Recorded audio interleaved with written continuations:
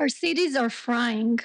Streets built of concrete and asphalt absorb the sun's energy and radiate it back at us, trapping heat in dense urban canyons.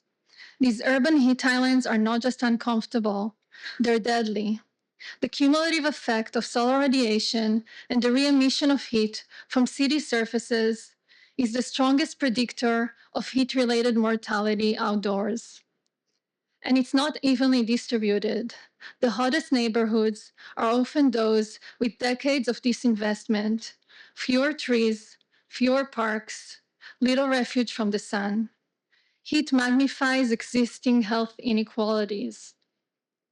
So, how can we protect people from this growing hazard? Shade is the first step, but shade alone may not be enough under extreme heat conditions.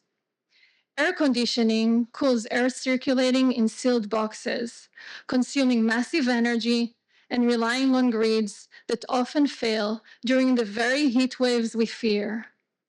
We can't air condition our streets.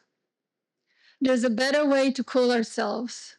Instead of cooling the air, we can cool the surfaces around us using chilled water.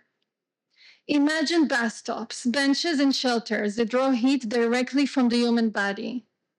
Combined with shade, these cooling surfaces can reduce heat stress by over 30 degrees Fahrenheit, while using 10 times less energy than conventional systems.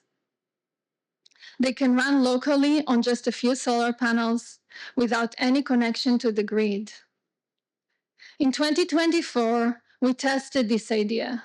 A solar-powered open-air bathtub cooled by radiant panels and a chilled bench in one of Philadelphia's most heat-vulnerable neighborhoods.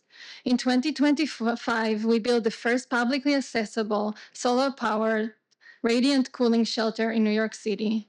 This is how we can harness the sun to keep us cool. Thank you.